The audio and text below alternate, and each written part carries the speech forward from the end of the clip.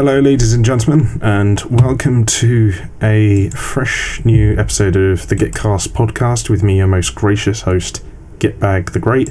I am here with the ever faithful compatriot and occasional co-host of this podcast and guest, Flash Suppressor, or Phil, aka Flash Suppressor, as some of you may know him. Good day all, pleasure to be back. Yeah, so some of you will notice the slightly better audio quality, and that's because I've got a Blue Yeti microphone now, so hopefully the audio in this podcast should sound less crap.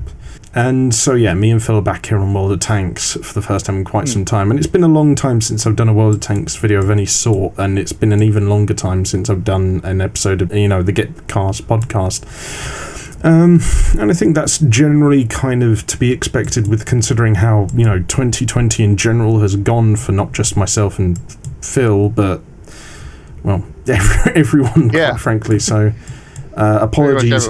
Yeah, apologies about, not uploading one of these in a long time, but I think I just needed to kind of like find my groove a bit with like how the world is changing and sort of like what I wanted to do with this channel. And I'm also sorry I haven't uploaded anything in the last couple of weeks, mainly because I've just been going through some, depressive episodes, plus also just like a lot of just small changes in my life that needed a bit more immediate attention. So, hence the reason why there's just not been much activity in these parts for a couple of weeks at least. So, that's all the,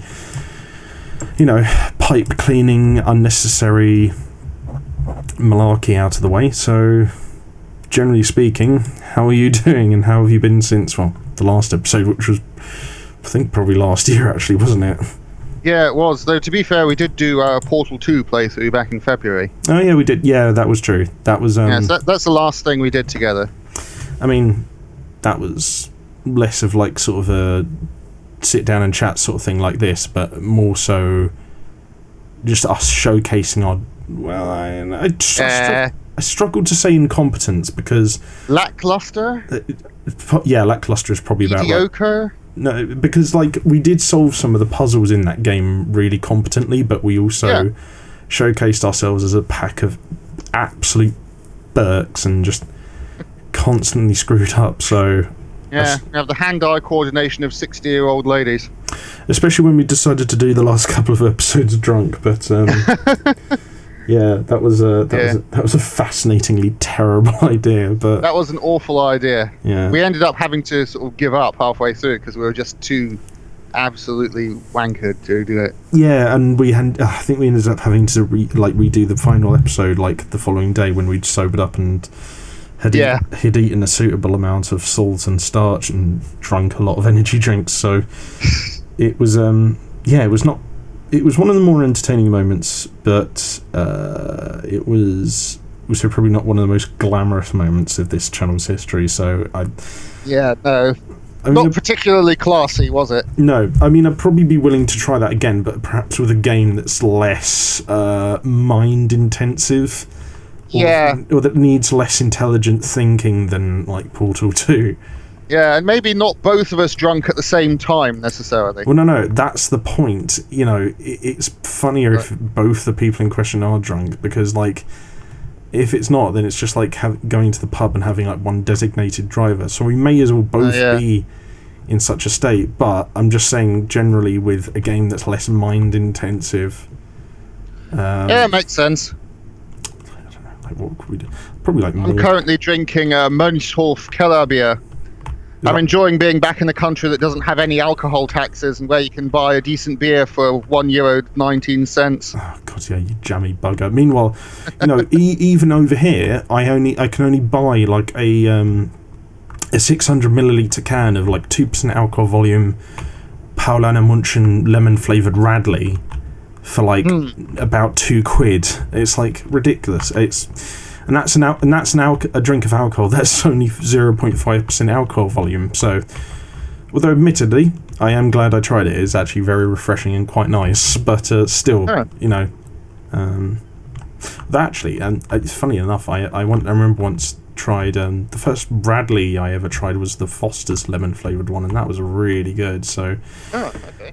I would actually recommend that. And on a side note, I would also recommend people go and subscribe to my alcohol review channel, Ted's Booze Cellar.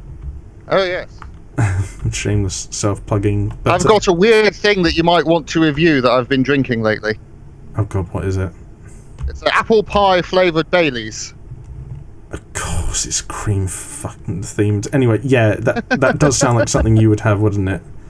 Yeah, I'm not going to lie, it's not the best thing I've ever drunk. Is it...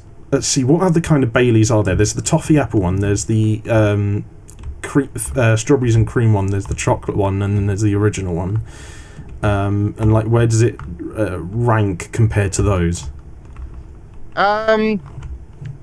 Compared to normal Baileys, if normal Baileys is like a 7, then the toffee apple Baileys is about 4, maybe. Oh, so it's below average. It's definitely below average. It's not sort of completely undrinkable like the mango and passion fruit or whatever it was, Captain Morgan's. Yeah. That I got that one time as a joke. Oh, God. But yeah, it's just okay. It's fine. It's Baileys. There's a limit to how wrong you can go. Yeah. The best Baileys I've ever had was the white chocolate Baileys that I got in the airport one time, and I've never seen since. That sounds... The salted caramel Baileys was also a really good one. White chocolate Baileys just sounds a bit too much. I don't know, maybe I shouldn't, chat expletives about, like, people's choice in alcohol, because, to be fair, I have a massive love and affection for Stolichnaya salted caramel flavoured vodka, so... and also Waitrose Heston Blumenthal strawberry bakewell tart, cherry bakewell tart flavoured vodka. So, I've got a taste for the weirder things in alcohol as well. But I probably would be willing to try out the toffee apple Baileys. It does sound broadly up my street that it would be something I'd be willing to try. I think... Yeah. I'm trying to think, what is the weirdest alcohol I've ever drunk? It's probably... speaking of Ted's Booze Cellar, it probably is something I've reviewed on there. It's probably the... God, what is it? It was a porter by Tiny Rebel, and it was marshmallow and espresso flavoured. Sorry about the weird cuts there, people. My game's just been acting up very strangely. I've been getting crashed out of a lot of games recently, so maybe it's just my old computer, or maybe, though, to be fair, it's possibly the fact that large MMORPG and MMO battle arena games like World of Tanks and Wartown, struggle with being elite level optimization. But then again, I can't exactly blame them for that, because they are huge games. But yes, so what were we talking about? We were talking about alcohol, weren't we? And yes, I was mentioning, that I'd been drinking a while back. Well, I've only drunk it a couple of times. One of them was to review it for Ted's Booze Cellar, and that was a porter by Tiny Rebel Brewery, and it was an espresso martini and marshmallow flavoured porter. And it was... I think they've lessened the strength of it now, because I'm pretty sure when I reviewed it, it was like about 9% alcohol volume, and now it's only about 6.1, which, to be fair, for a porter is still really strong. So, yeah, it packed a bit of a kick. I think that's probably the most outlandish drink I can remember having. I think... Yeah, I think that's about it. I mean, I do remember you got me to try Advocat once, and that was... I thought that was bizarre when I first tried it, but it's quite fine. It's like a nicer, more boozier version of, like, eggnog to a certain extent. Yeah, that's it. It's kind of almost like a sort of alcoholic custard in a way. Yeah, it's really strange. And actually, you know what? Mentioning that, it'd probably be quite good if you chill it really cold and then pour it over nice hot, freshly baked apple crumble or something. Yeah, that's true. Yeah, it's like sort of a dinner party or something. That would probably go quite well. Oh, dear me. Yeah, that's true. I poured some of my apple Baileys over an apple crumble that I had the other day. That sounds good. I remember... what was the last time I did something like that with alcohol? I think I've put brandy before in, like, Christmas pudding and stuff like that. And then I remember one time I had, like, some crumbled up, like, Oreo cookies, and I just made this, like, weird pudding, but it was quite nice. It was like a chocolatey, boozy eating mess, so to speak. And it was, like, crumbled up chocolate, crumbled up Oreo cookies, vanilla ice cream, and then, like, Baileys in it as well, and it was demonstrably unhealthy, but it was really nice actually, and I would actually really recommend it. I'd probably be interested to try it with chocolate ice cream in the future as well. That's a nice idea. And oh god, what else have I had? I mean, I've had all sorts of varieties of absolute flavoured vodka: lemon, blackcurrant, peach, apple, blueberry. My favourite one obviously being vanilla, as you would know. And yeah, I think generally, like, I'm willing to go out of my way to try all sorts of types of things, and not just in terms of food and drink and alcohol, but also food as well. But like generally the stuff I have the most regularly on like a day-to-day basis is quite contemporary. Like the beers I have right now in my fridge are like a bunch of home brand Sainsbury's French lagers, so it's not exactly out there really. Yeah, well, sometimes you just want the sort of normal thing. Yeah. Speaking of food, we've been very adventurous in our household lately. Oh yeah, because my sister is cooking loads of Korean food. Yeah, I was going to say that to everyone. Since obviously the lockdown has begun, me and Phil have had a bit more time to like concentrate on sort of like our side interests, and so one of those, obviously, as many of you will know, for both of us is obviously cooking, and we've both been adventuring quite a lot. But yeah, I was interested to hear how your sister has been getting on with Korean grub in particular. Yes, well, quite well actually. She's created some lovely homemade noodle soups, and I've discovered that I have a great fondness for lotus root. Ah, I think I might have tried lotus root when I was in China once, but it might not have been quite what I remember. She's also come up with many other things, such as pollock pancakes, Ooh. which are sort of bits of pollock fried in beaten egg and batter. Oh, that does sound good. And sort of potato pancakes as well, with meat in them and peppers and stuff. Oh, I loved those. I've actually I've travelled to multiple different parts like Southeast Asia, and those are quite common around that part of the world, and I absolutely love them. I wonder what the Korean version is like though, because I've only ever had the versions of that from like China and Thailand. It's pretty good. It's quite oily, and yet still quite dry. It's a weird combination. Is it like fried or baked? It's deep fried, basically. Ah, right, okay. I had a lot of fun with the frying pan on that one. Yeah. I'm always really scared to like deep fry things at home. Yeah. No, that's understandable. So we're sort of alternating with me doing some of my cooking and her doing some of hers, and we'd sort of help out because our mother was working at home, so we thought we'd do the cooking for a while. That makes sense, yeah. Yeah. So like, I made my Spätzle, homemade, which is sort of like a German egg noodle kind of thing. Oh, nice. From Swabia. Oh, heck. This is not a good tank to be with. And also I made a cream and dill sauce with crushed peanuts in it, which was really nice. That sounds quite like a sort of like Vietnamese sort of kind of thing, actually, because peanuts are quite widely used in a lot of Southeast Asian cuisine, particularly in countries like Vietnam and Burma. Yeah, I don't know if it was based on that or if it was more of a sort of Italian theme, but yeah. That does sound pretty damn good though. No, it was really nice. Lots of fresh dill, a couple of tubs of cream, a few egg yolks, then just dump a load of tagliatelle in there with some crushed salted peanuts, and then you've got yourself something really nice. I was going to say, speaking of like pasta dishes actually, and this is something I haven't made yet, but I saw a post for it on Facebook that I think I've gotten the groceries for it in my Sainsbury's delivery that's coming tomorrow as of us recording this, and I'm probably going to make it this coming Friday possibly, and it's like a vegetarian version of carbonara, but instead of bacon, it's got mushrooms that are like cooked in or like I think roasted in Marmite, and oh wow, and I'm really interested to try it.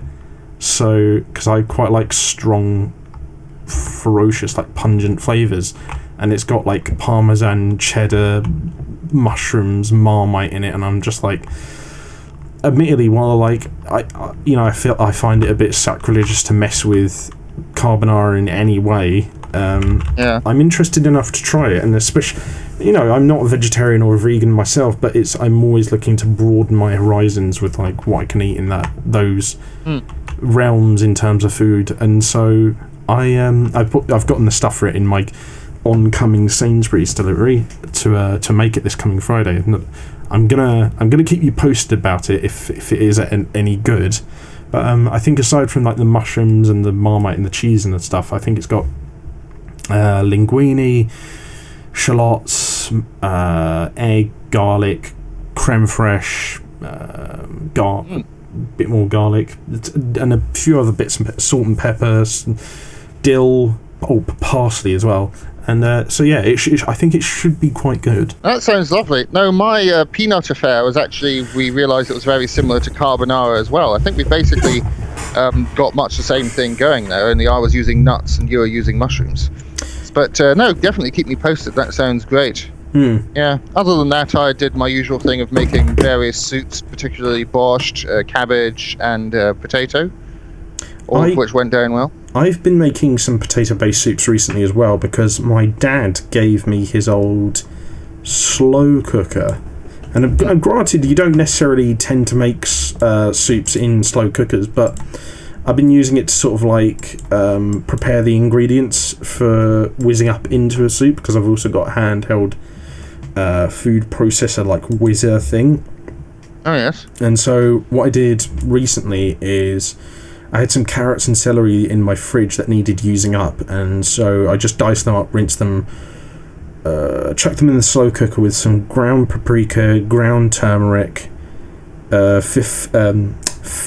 vegan stock, coconut milk, salt, pepper, and then I also chucked in this vegetable medley that was basically red skin potatoes and onions fried in oil, garlic, salt and chili flakes. And so I put all of that together in the slow cooker, and then I put it on high heat in the slow cooker for about 5 hours, and then I whizzed it up. And so I've got enough for myself for a couple of portions, and I've also got one from one of my housemates as well. So that's probably a good way of making your vegetables last quite a while, I would say, is just putting them in a stew or a soup, because, the spices and stuff that you would naturally put in them tend to preserve them a little bit longer. That's very true. Speaking of spices and stuff, another thing, when we were going to the Korean shops that my sister has discovered in Berlin to buy all her ingredients for her cooking, she also bought kimchi. I don't know if you've heard of that. Oh, I've had kimchi quite a lot. I quite like Southeast Asian food, so yeah, I've had it a few times. But it always varies on like what country you go to and how they present and make it. Yes.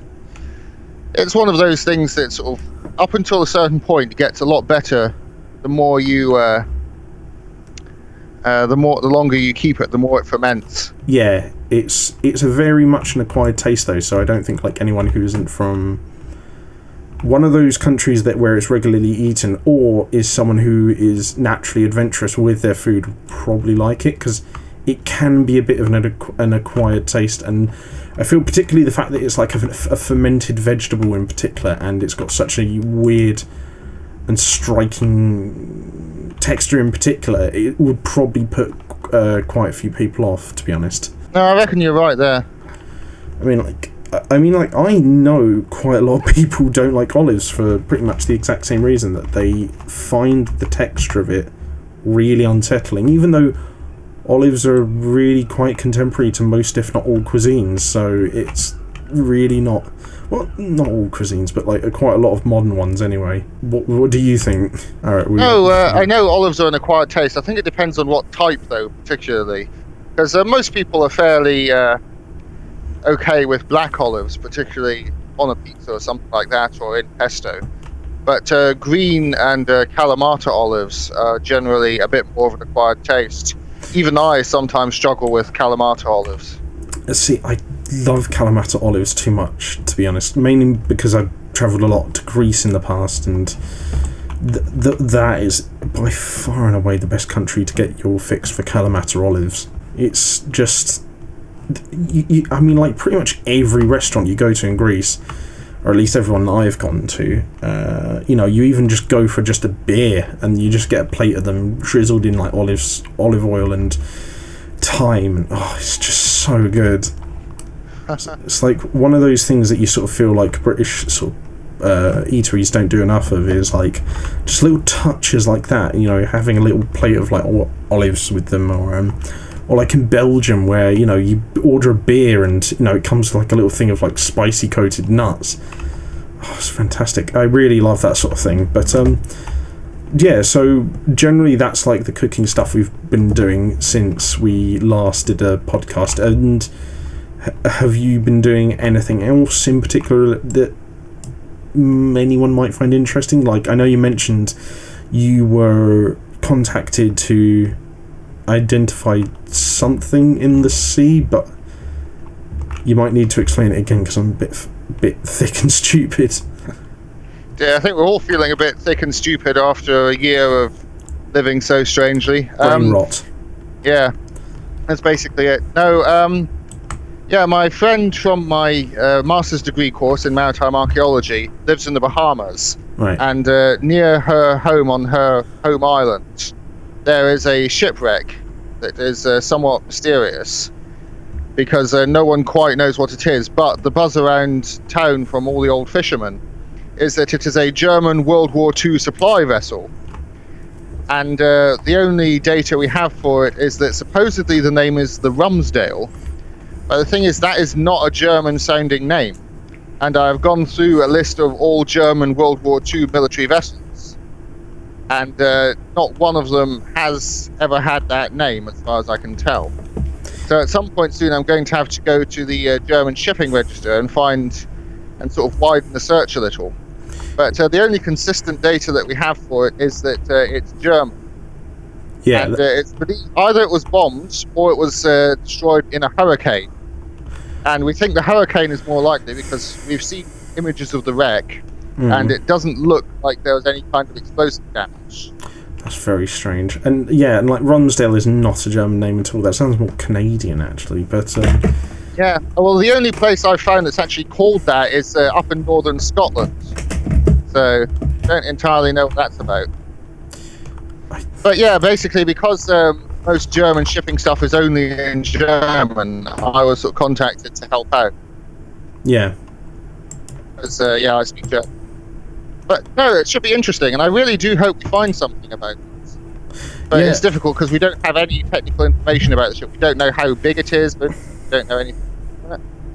I would recommend maybe sort of setting up like a part-time blog to sort of keep up-to-date sort of public notes on it, just so people can, follow you for any informational updates on it, because that does sound like something that, even if it is quite a niche area of interest for some people, it would be probably something that I think people would be interested in following the progress of. Yeah, so my friend's idea is to set up guided underwater tours for this site in the Bahamas. And I've always got my YouTube channel. I suppose I can suggest that to her, but I'll only really be able to do that when we actually have some content. Because at the moment we've just got lots of conjecture. But that's what makes it fun. Well, I was saying more so in the sense of like you could set up a written blog where you post up updates whenever you have any to hand. Yeah, that's true. I'll definitely make that suggestion. Yeah. I think public engagement is supposed to be a huge part of what we do. Yeah, no, I mean it's as archaeologists. It's going to be a long process, I would imagine. But I was going to say as well that I definitely set up a written blog around that in order to post up sort of like semi-regular updates. Because I think that does sound like something people would be interested in. Yeah, no, that's definitely good advice, and I'll be sure to look into it. Either YouTube channel or a blog of some description. Yeah. But no, that's definitely something that would go well on the CV. And it's not like I lack experience in terms of writing. Various audiences, so it's always good.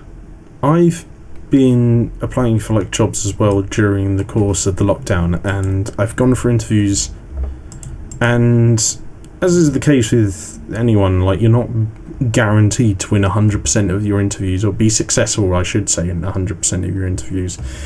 But what this lockdown has made me appreciate and understand and hunger for more than anything is the desire for creative and constructive feedback. I see. Because it's just like sometimes you won't even get that. Like, I've had really good interviews where I was unfortunately unsuccessful, and where afterwards, whenever I've asked for feedback, that the interviewer in question then just responded with, "Well, I'm sorry, we're not at liberty to give you any." And it's just that in of itself is understandable if it was like, say, in a security-based position, but it still just feels really strange to me. So applying for like a bunch of jobs over the course of the lockdown has made me appreciate all the more the necessity in my eyes for constructive feedback, because if you want a better pool of applicants, they would obviously need better information for the next time they apply for something, either with you or someone else in a similar position. So that's the main thing I've gotten out of work and sort of responsibility over the course of the lockdown. Aside from, the creative aspect of running a YouTube channel. So it's and the thing is as well, it's like it's hard to say that I think probably not for all, but like for quite a lot of job markets during the lockdown, I think they've been really constrained by the fact that even though a lot of people have been let go and lost their jobs, very unfortunately, that because of the financial constraints placed around a lot of industries during the lockdown, that they are unfortunately unable to employ many people. So it's a weirdly paradoxical situation in a sense. So it's been difficult to get a full-time job over the course of the lockdown, but the adventure keeps on going, and we must persevere, I think. Quite right. But no, it sounds like you've got things well in hand. I've only started properly looking for jobs over the last month or so, because prior to that I was working and volunteering, and also, of course, writing my dissertation, which I've heard back that I've done very well on it. I should have a first for it, in all likelihood. Good. So, I'll have my degree at some point. Whether or not they can arrange a sort of actual ceremony or not is unclear. I sort of doubt there will be, but I'm not particularly fashed either way. I mean, that's not really what's important to me. I'm not particularly fussed about, even getting the piece of paper that says I did my masters. It's more so just I did it more so just for the personal satisfaction of the fact that I could do it, because I might not have mentioned this to anyone who watches this podcast before, but I've mentioned it probably to you once or twice, in the sense that when I was doing my GCSEs, I got an alright grade in my GCSE history. But I remember one teacher in particular said to me during a parent-teachers evening around the time of my GCSEs, that to my mum, and while I was right next to my mum as well, that Ted is unlikely to be able to study history at a level higher than GCSE. And within the next few years, I'd not only gotten an A, I'd gotten an A in my history A level, and then I got a 2-1 in my history degree, and then even though I probably didn't do as well as I should have done in my masters, I still got a 2-2 in contemporary history. So I also did that not so much for having a certificate. Wasn't majorly fussed about that. It was more so just to prove to myself that I could actually do it and get a pass in a higher level of education in that subject. And I did, and I just had this quiet moment of satisfaction when I completed it, even though I probably if I could go back and redo that, I probably would, just to do a little bit better at it. But it was still this quiet moment of like grim satisfaction that'll always keep with me, actually, because it was a very proud moment regardless. No, I'm sure, and I can certainly understand that motivation. Well, I probably had a slightly better time of it in school than you did. Yeah. I certainly can understand the motivation to sort of get back at teachers who sort of didn't believe in you. Yeah. But there we go. It's also the fact that when I was going to primary school and secondary school in the late 90s to mid 2000s, and, you know, I've been honest about the fact that I've got multiple learning disabilities, but the support for people with learning disabilities in education at that time was really poor. It was like, it was nigh on useless, and you know, you'd be lucky to have like a partially trained social worker essentially who had no background in learning disabilities to help you. And I think in context, I'm more proud of myself for having achieved what I have in terms of studying history and politics because of that, and the fact that I had to battle past that, and I had that roadblock put in front of me, the fact that I didn't have great support, and I didn't have teachers who believed in me, and yet I still achieved generally anywhere from like passes to like pretty high grades in those subjects. So I was quite pleased in hindsight looking back at that. But I don't know, because you did go to secondary school in Germany, right? Or was it in the UK? No, I went in Germany. All right, so up until sort of GCSE level.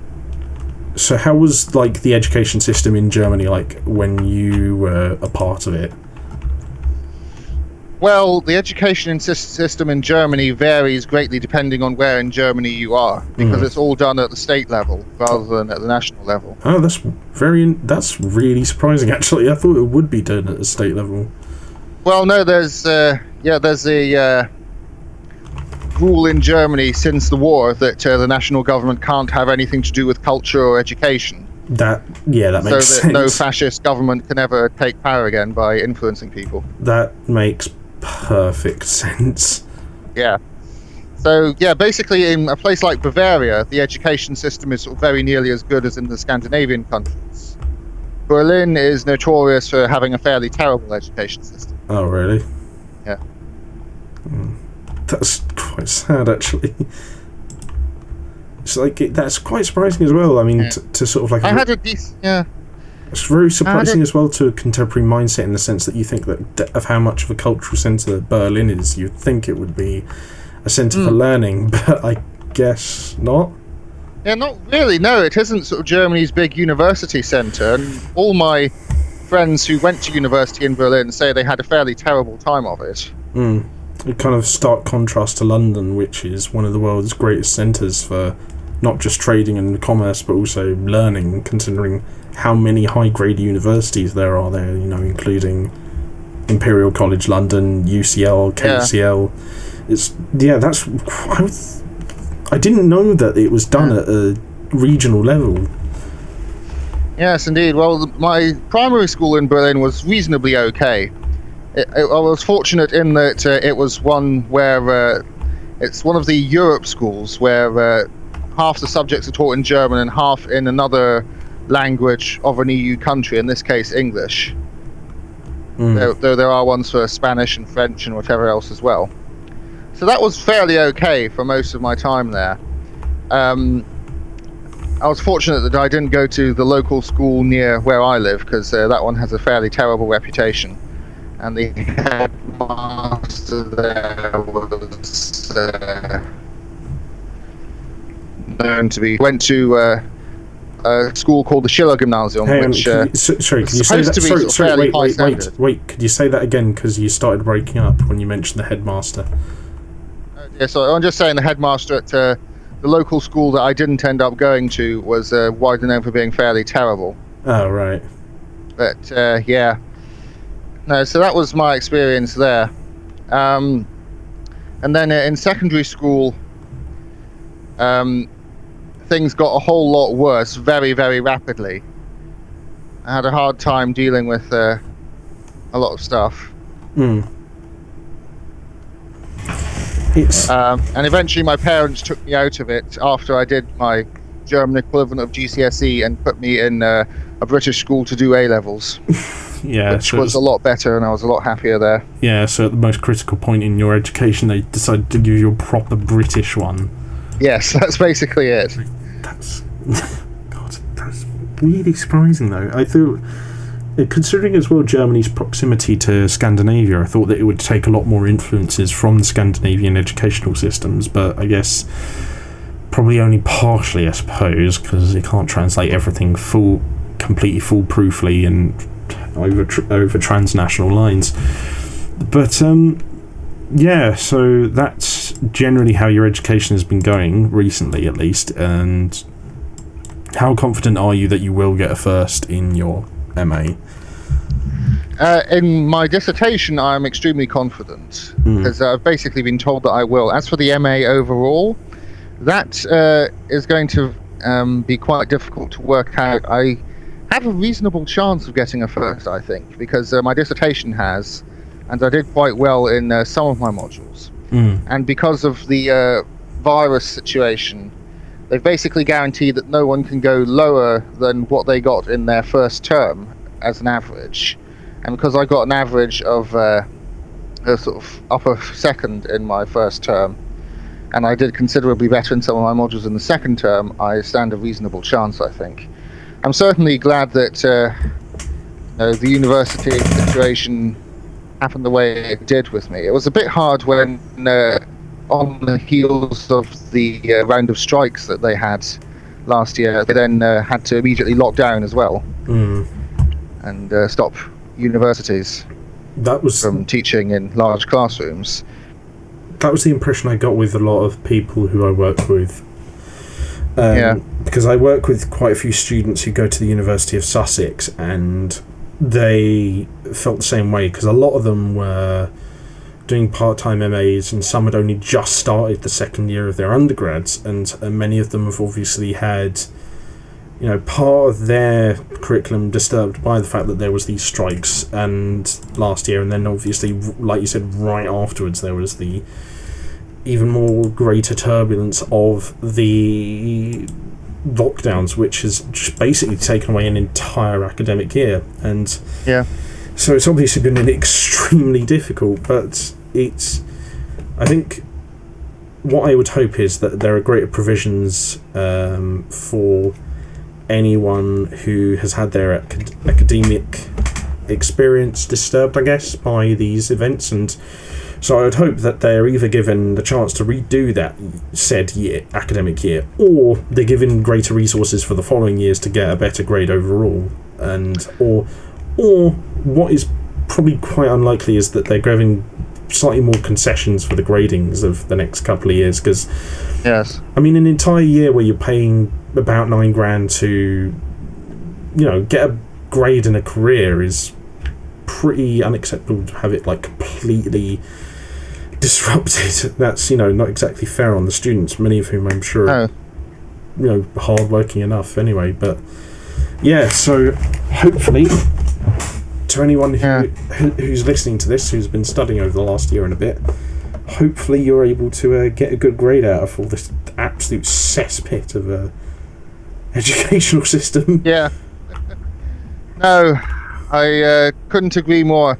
And I will say that I'm quite thankful that at least I didn't start studying this year. For people just starting out, it's been a lot worse. One of my sister's friends has decided to basically just quit her course and go and study something else next year over this, and the fact that she wasn't really enjoying it that much generally. And one of my acquaintances in Scotland has started university at Glasgow this year. And basically they said you can come sort of thing on the weekend, and then during the first weekend before term started, they immediately reversed their decision and just said we're not having any sort of classroom time at all. But also, because of the restrictions in Scotland, they weren't technically allowed to leave. That's really arbitrary. So, that's very strange. Why would you not give them any classroom time and then just say you can't leave? Yes. So the idea is that going to get smothered out at some point. It's up to the individual universities how they handle the situation, basically. And it depends on how lucky you are, depending on what university you go to and what professors you have, how far they're going to go. Yeah. No, but I think it's a good thing that my sister isn't going to study this year. Quite happy about that. But yeah, it's not a good experience at all, particularly for people who are forced to quarantine in student halls. I mean, can you imagine what it would have been like if we'd had to do that in our halls? Yeah, that would have been fairly grim. I've got to thinking about that bloody kitchen in York House in about 2014, and the amount of mess that would have been made just by... God, that would have been an absolute nightmare. Yeah. But, yeah, no, I'm glad that my studies finished just before the end of last year, so at least I'm spared the ignominy of having to like fork out even more for student costs and having my entire academic year being disturbed by forces that are completely out of my control. Because that must be sort of psychologically taxing on a lot of people as well, is that, you know, obviously some institutions haven't really done enough to make provisions for them, you know, due to the fact that they've had these disruptions. But these disruptions, by and large, have left people feeling, I would imagine, probably quite hopeless, considering that, you know, they can't really do anything at all about them. And, you know, everyone desires, I think, some level of control over their own situation. So that must feel really, really... not emasculating, but really unempowering. No, I'm sure it is. I'm sure it's frustrating more than anything. And it's not a real university experience if you can't sort of mix with people and everything else. No, because I feel particularly if it's your first time away from home, and you have less freedom than you do at home, that's also going to be quite a disappointment to a lot of people. They can't go out, they can't do all the things that students are supposed to do. And I think we're nearing the end of this whole dreadful experience if the vaccines are anything to go by. I mean, at least a couple of them have got over 95% accuracy in, you know, in sort of tackling the virus. So hopefully I think we're within the last few months of this horrid experience, but you know, we shall have to wait and see. I think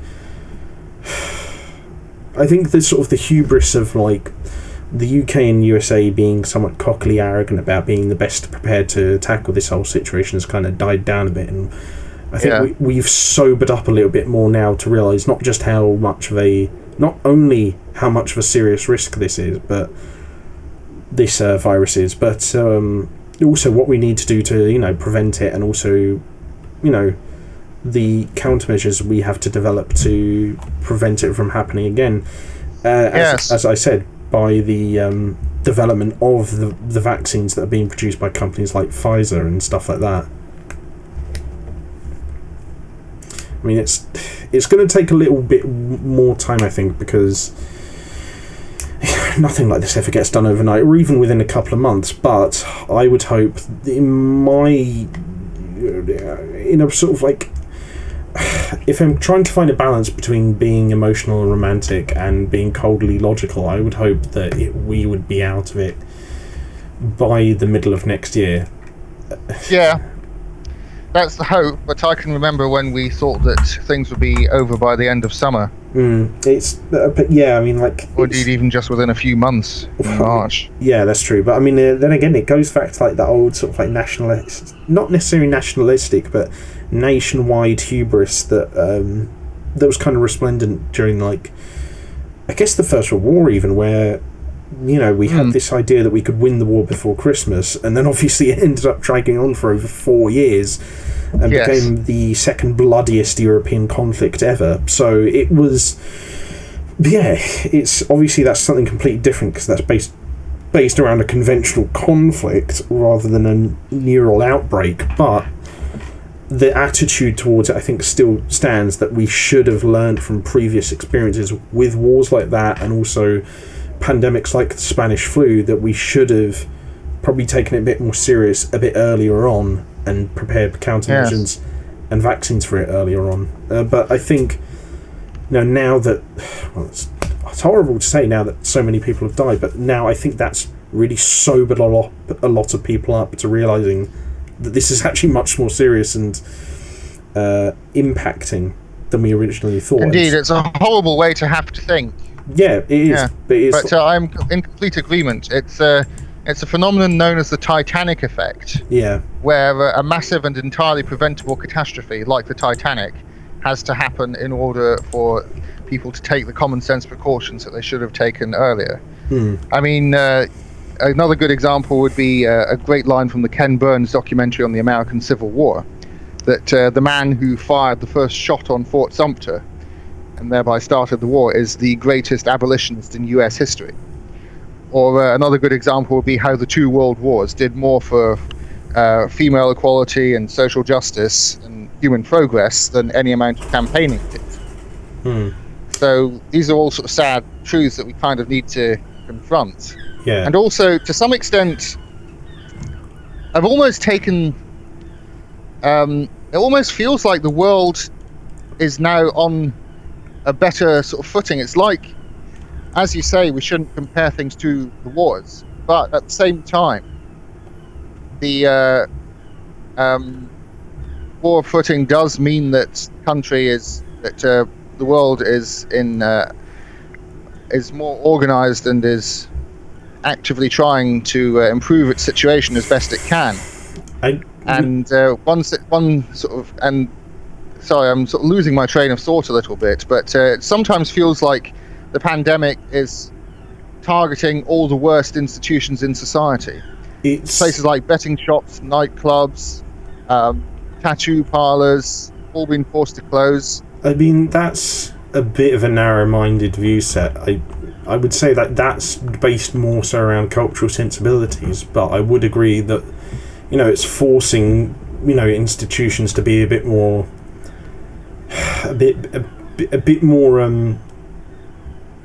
efficient-minded, in the sense that we're having to take greater care of our resources and the people that they impact now, and realising just how much certain resources impact, and certain services as well, impact certain people.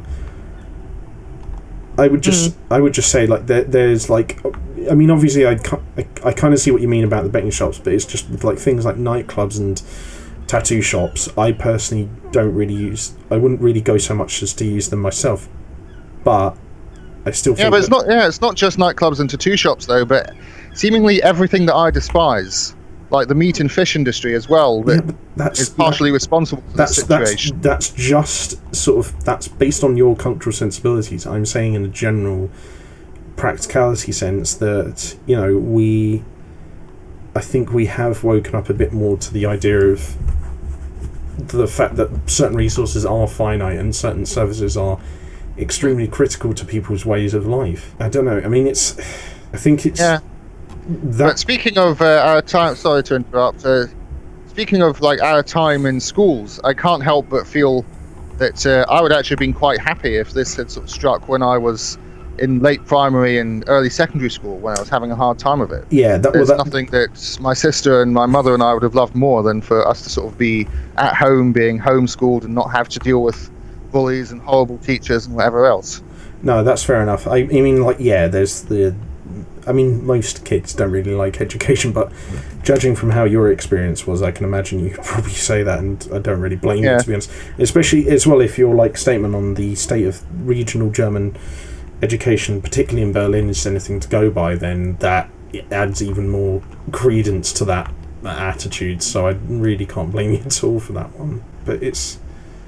God, I mean, my only hope is that we are out of this situation by the middle of next year at the latest, and that generally this wakes up everyone to realising that we need to be a bit more careful with the resources we have left on this planet. And I know that's going to be a big ask because some people are just a bit ignorant and selfish, but hopefully it would improve or prompt certain companies to improve their attitude in that sort of sense. But then again, considering how most, if not all, companies only think with their wallets, I don't think that's exceptionally likely, and it's probably just a romantic hope, to be honest. I know. I mean, you're a bit more environmentally minded, so you might be a bit more I don't know. What's your attitude on that? I'm a bit more hopeful, but I tend to think more about the impact that consumers have on the economy and on such things. Hmm. Because I would say that a company is attempting to make a profit, and surely as long as something is profitable, people are going to do it. So either we need to collectively, as a society with a government structure, change the world around us, or we need to be more ethical consumers. The companies aren't really at fault either way. I mean, they are partially at fault for the way that they, garner the resources they use to create their products, I do think. But I kind of see what you mean in the sense that we probably need to vote a bit more with our wallets, if I'm getting what you're saying there. Yeah, that's pretty much it. Yeah, Either vote with our wallets, or collectively as a society work to introduce regulations that are then properly enforced. I can see what you mean there. I personally do still think that companies should still be a lot more individually responsible in of themselves, but I do agree that that we as a society should be a bit more proactive with voting with our wallets and saying no, this kind of stuff doesn't appease us and doesn't appeal to our reliability on the environment around us and such. So we're not going to buy your product. But I do still think that the companies should have a bit more responsibility in how they garner their resources and status. But I mean, at this point, we're kind of getting almost into sort of economic. Economic theory. Yeah, which is I'm a historian, not an economist, but I don't know. It's my great hope that this will, like with how the Spanish flu created a greater appreciation of public health. I feel really saddened that this whole sort of situation has revealed the worst in a lot of people, and it has also obviously resulted in the deaths of thousands, if not possibly millions. But that by proxy and by inadvertency, that it has created a greater appreciation and understanding of certain issues that are quite intrinsically serious. So that's what I'm hoping, that despite the fact that of how disastrous this whole thing is, that's going to be something that it will prompt after the fact is said and done. But I'm a bit more. I think I'm a bit more negative and a bit more of a nihilist than you are, in the sense that I don't have a lot of faith in people to do that, because I see a lot of people as being quite selfish. So I think it could happen, but I'm not going to bet my money on it, to be honest. Yeah, that's understandable, but I don't know. Solely in terms of the meat industry, I mean, necessity is sort of the mother of invention when it comes to policies. And Germany, for instance, had to close its 3 largest abattoirs because they were spreading the virus like you wouldn't believe. So I think there is going to be a sort of greater awareness going forward, and people are sort of talking about taxing meat like alcohol and all that kind of thing. But then again, I'm not convinced that that's the way to go. I'm convinced that we need to sort of have a survival of the fittest kind of system, in which mistakes like keeping animals in unhealthy conditions that spread disease are sort of, essentially punished by these sorts of consequences. That's the only way people are ever going to try and improve things. Yeah, if there's some sort of incentive to not act a certain way.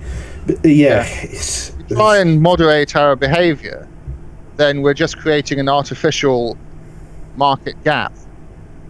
I don't know, rather than actually changing anything. A lot of people will naturally feel infringed upon by the desire to sort of not market, but regulate their behaviour and their sensibilities. So I feel a lot of people will be quite resistant to that, but hopefully they would see past that and see the sort of necessity to be a bit more responsible with our resources and how we sort of produce them. So, but again, that's starting to get into economic theory. But hopefully in a year or two's time, we probably will have gone through a minor recession, which I think is inevitable. But hopefully we will be in a more aware global mind place, I guess. But I don't know. That's kind of for the future to say. It's going to be an interesting couple of years to see how the world recovers from this, But Yes. But no, I mean, on the other hand, at least like in my own personal situation, like it's been hard on me as well, as it has on everyone else, I think. But obviously, that kind of goes without saying. But I am thankful for the fact that it's given me a bit more of a closer sort of focused time and mind frame to focus on things like my YouTube channel and also cooking and job applications. So I always, even though I'm a bit more, probably a bit much more negative than you. Yeah, I am. That's the thing. People have sort of. Oh, sorry. Go on. I thought you were finished. No, I was just going to say, even though I'm a little bit more a lot more negative than you in general, I think I am glad for the fact that there is some kind of silver lining, at least in my situation, to this overall cloud. Yes. No, I agree with you there, and I know that for you the situation's been somewhat different. I mean, you're living in a sort of single room apartment in a sort of fairly small house in the middle of a sort of densely populated city. Yeah. Whereas I was living in a nice suburban house with lots of nice big communal areas, a lovely large kitchen, a nice front and back garden, next to a huge public park where I could go exercising any time I liked. And the sort of lockdown meant that there weren't as many vehicles on the road, so I was awoken to bird song every day, and I could go cycling down the roads without fear of being run over by a bus or sort of getting stuck in the traffic. And I think for quite a lot of people, actually, I mean, obviously I wouldn't want this to sort of be the case permanently, or indeed at all, because obviously it restricted my freedom to travel around and see my friends and family. But in sort of my day-to-day existence, it did make things slightly better. And for a lot of people, it made their lives a great deal better, particularly retired people who wanted peace and quiet if they were living near an airport, say. And other things, reading columns in the Times by journalists who sort of fled to the countryside, they were having a better life than ever. Their children could run around outside and play without stress or strain or fear of bullying or everything. Some people had a great time homeschooling their children, made it a lot easier than sort of going to school every day. I mean, it's not worth it, but I think a lot of people have the same experience and are slightly embarrassed to admit that their lives were improved by the whole affair. But probably on a very specific level, and probably not on like a society level. So I think it's I think generally, like, for the broad at least in the sort of short and medium term, this has been, Christ above, that was fucking terrifying. Sorry, that was something on my phone. But I think, generally speaking, that this, at least in the short and medium term, has been pretty negative. But I can imagine, for some people it probably has given them greater appreciation of certain things in their life, and has probably been quite relaxing. Plus, let's not forget the greatest benefit of all this is given more of credence for people just to get absolutely shit-faced at home. So, yes, that too.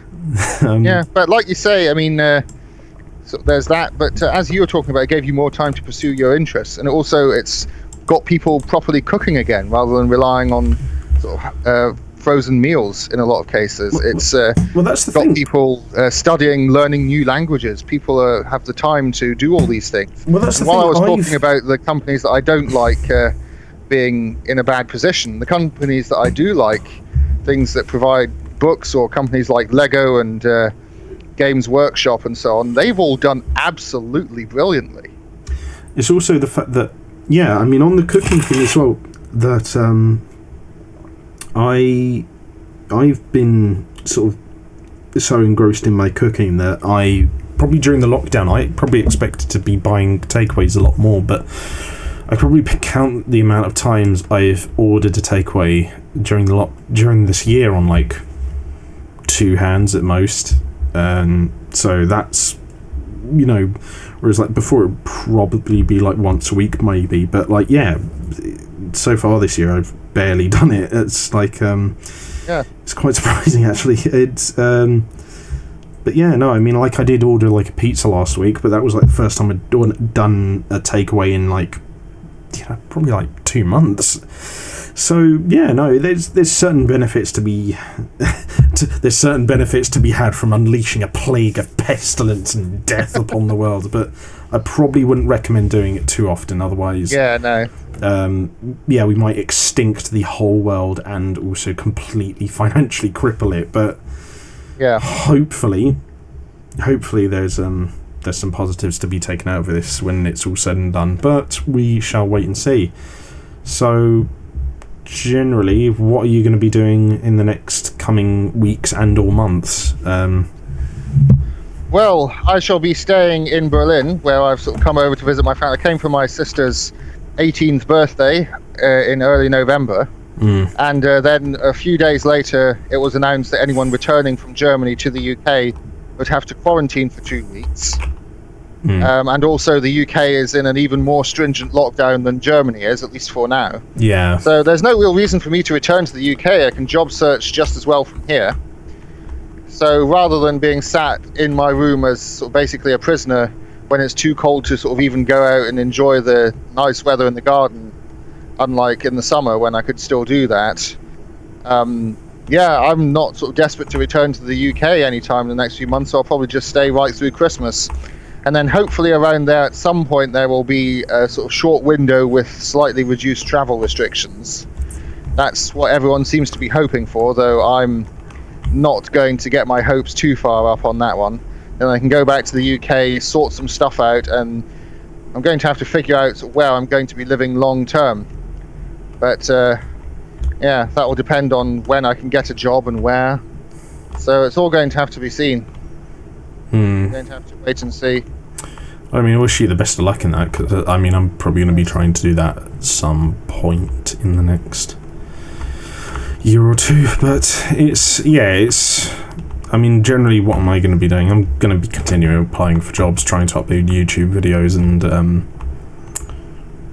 hopefully when the bars reopen, I'll be continuing on my current bar work. So yeah, honestly, in the coming months, I'll just be doing what I'm doing right now. To be honest, there's not going to be much of a change. Hopefully, I'll just have greater freedoms to do the different activities I like doing. Notwithstanding, obviously, going to the pub with my closest mates in Brighton. So yeah, it's basically my life's just going to be the same in the coming weeks and months. Just hopefully with slightly more increased freedoms and individual liberty. But then again, I'm not going to bet money on it. I'm just going to be patient and be a good little boy. But before we finish, actually, I was going to ask probably the most important question, considering the time of year that it is, outside of course anything to do with finances and sort of how everyone is dealing with the virus, is what are you going to be doing for Christmas? Well, all the Christmas markets in Berlin are going to be shut down, at least all the good ones. Oh shit. So it's just going to be a very quiet at-home Christmas. Whether or not my father can do his usual church Christmas carol concert with his choir or not remains to be seen. Well, I mean, there's nothing necessarily wrong with having a small quiet one at home, isn't there? I mean, that's probably what... I mean, if you actually like hanging out with Jesus on Christmas, that's probably what he would want to do. Because he was, I dare say, he was quite a humble, honest and with the people sort of figure, wasn't he? Yeah, basically, he was sort of a social justice warrior of his time, really. Yeah, it's like that's the thing. It's like that's why I always find quite entertaining. If Jesus came back today, lots of American evangelicals would try and lynch him as a communist hippie. Yeah, they'd freak the hell out, and that's what I always find quite funny, is those kind of people extol the virtues of Jesus Christ to sort of enforce sometimes downright hateful beliefs, but when you look at his behaviour in multiple versions of the Bible, that he's actually quite a chilled out, rebellious, open-minded, hippie-ish dude, and he's the mindset that Have you ever seen Jesus Christ Superstar? Unfortunately, yes. I wish I didn't. But yeah, no, I know what you mean. But he's surprisingly a bit of a chilled out hippie rebel by today's standards. So he'd probably fit in with a lot of university societies, quite honestly. Yeah. No, indeed. Yeah, and there's going to be sort of fewer presents and so on this year because none of us have been travelling anywhere to find and buy interesting stuff. I haven't been going around the country finding interesting things in quaint little shops and whatever else like I normally do. I haven't been to Winchester or anything. I mean, I'm a bit. So yeah, it's just going to be a sort of family togetherness Christmas, and I'm honestly quite looking forward to it. I'm a bit of a postmodernist, so I'm probably just going to be getting a lot of my Christmas shopping done over the internet and sending it straight to like my family members' houses. But Fair enough. That shows the difference in our attitudes. I mean, for me, I don't come from a Christian background anyway, and I'm an atheist anyway to begin with. But you know, like, I'm always of the mindset that like I don't mind whatever religion anyone celebrates, just so long as it's not like forced upon me or anything. But it's generous. So I'm probably not going to be doing anything on Christmas. I probably might get I probably might get like a really nice steak and then like a bottle of wine and then like just probably get drunk. But yeah, I'll probably do like my usual Christmas Day breakfast of like, I don't know, scrambled eggs with smoked salmon on toast, and then I'll probably get like I'll probably have some sushi for lunch, and then for dinner I'll probably do something like a really nice steak or something like that. So, just kind of treat myself generally. And get disgustingly drunk, but we shall see. Nice. I mean that might sound a bit sad to people, but honestly, I did used to really enjoy Christmas, and I still do, but it's really not. I'm not bothered about it, to be honest. So that's just my mindset, to be honest. And that's fair enough. And most of my family aren't either, so it's actually quite good for me anyway.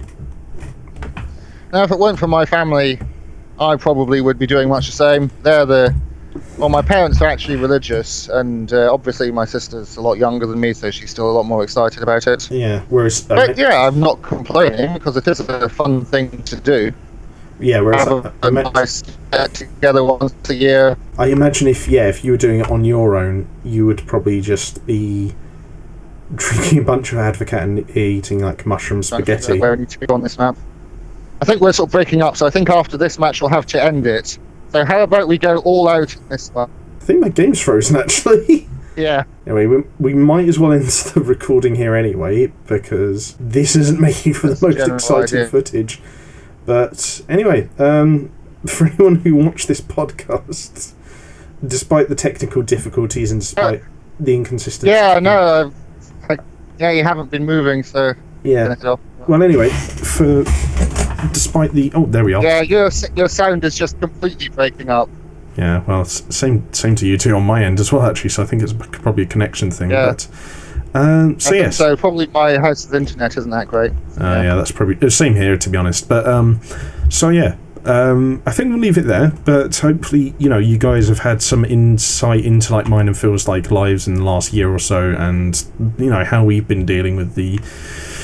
whole outbreak thing and the lockdown and the sort of like our mindsets and views on it. But, if anyone has any ideas or interests into stuff they'd like to see us talk about in future episodes of the Gitcast podcast, let me know in the comment section below, as well as, any thoughts or agreements or disagreements you had about anything we discussed or revealed or just generally talked about in this episode as well. So, hopefully you guys did enjoy this episode, and if you did, leave a like, share and subscribe. If you have any suggestions for future episodes of the Gitcast podcast, like I said, leave them in the comment section down below.